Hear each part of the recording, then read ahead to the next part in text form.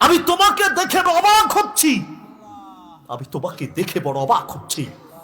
তোমার অন্তরে আর্জেন্টিনা আর ব্রাজিলের এত ভালোবাসা। আসার সময় দেখলাম রাস্তার পাশে প্রজেক্টর লাগিয়ে দিয়ে তারপরে খেলা দেখছি। হ্যাঁ, তারপরে বিভিন্ন যেই পক্ষের সেই পক্ষের জার্সি পড়ছে। একজন নিজের বাড়ি থেকে শ্বশুর বাড়ি পর্যন্ত লাখ টাকা স্ত্রীর জমানো টাকা খরচ করে পতাকা তৈরি করেছে। আরেকজন পতাকা দিয়ে ঘর তৈরি করেছে। আরেকজন নিজের চারপাশের বাউন্ডারি পতাকা দিয়ে দিয়েছে। কেউ বা ব্রিজ সাজাচ্ছে, কেউ বা গাড়ি সাজাচ্ছে।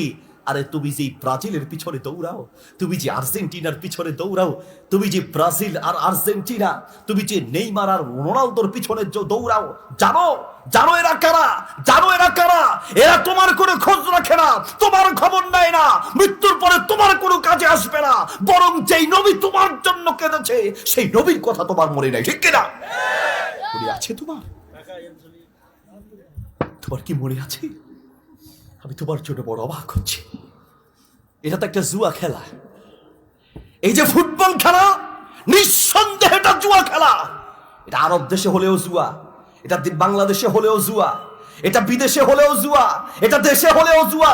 যেই খেলায় টাকার দর থাকে, যেই খেলায় হার জিতের মাধ্যমে কাপ দেওয়া নেওয়া বা টাকা দেওয়া নেওয়ার ধান্দা থাকে, এই খেলা হচ্ছে জুয়া খেলা।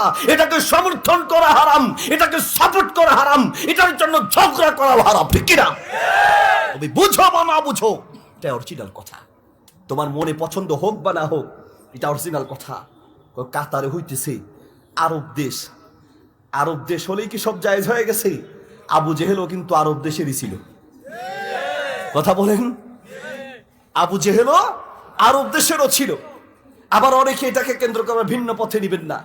ডক্টর জাকির নায়েক সেখানে লেকচার দিবেন, দেখছেন না আপনার ইন্টারনেটে? এটা আলহামদুলিল্লাহ আমাদের একটা গর্বের বিষয়। সেখানে তাদেরকে একটা ইসলামের দাওয়াত দেওয়ার সুযোগ হয়েছে। এই জন্য তিনি বা বিশ্বের যে কোনো আলেম সেই দাওয়াতি প্রোগ্রামে যেতে পারেন, যাওয়া উচিত। হোক জায়গাটা খারাপ, ঠিক আছে, কিন্তু খারাপদের কাছে গিয়ে ভালো বানাতে পারাই তো আমাদের সার্থকতা, ঠিক কিনা? খালি দেশে বসে বসে বিরোধিতা করতে পারো, কিন্তু যাও তো দেখি কয়জন ইহুদিকে মুসলিম বানাতে পেরেছো, কয়জন খ্রিস্টানকে পেরেছো, কয়জন হিন্দুকে পেরেছো? তুমি পারো নাই।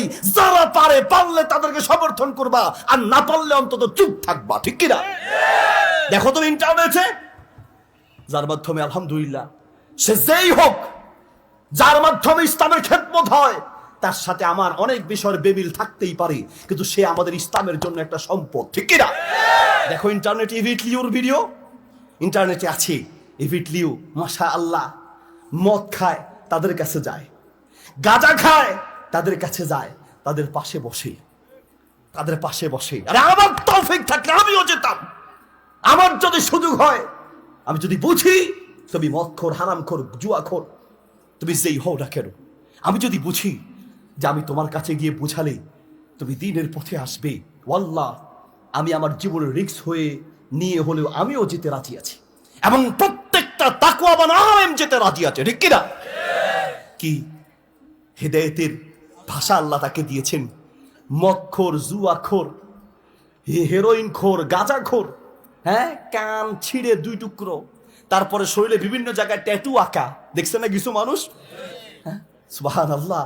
তাদের কাছে গিয়ে পাশে বসে নিজের খাবার নিয়ে নিজে খাইয়ে দিয়ে, সুবহানাল্লাহ, কি যে বলে, যে লোকগুলো সারা জীবন জুয়ার সাথে, মদের সাথে জড়িত ছিল, কি যে বলে, মুহূর্তের ভিতরে সব হারাম ছেড়ে দিয়ে আল্লাহর সামনে নামাজে কাতারবদ্ধ হয়ে যায়। কাজেই মানুষটা খারাপ হোক, অসুবিধা কি? জায়গাটা খারাপ, কিন্তু সেখানে গিয়েও যদি দাওয়াত দেওয়া যায়, সেটাই আমাদের কি সার্থকতা।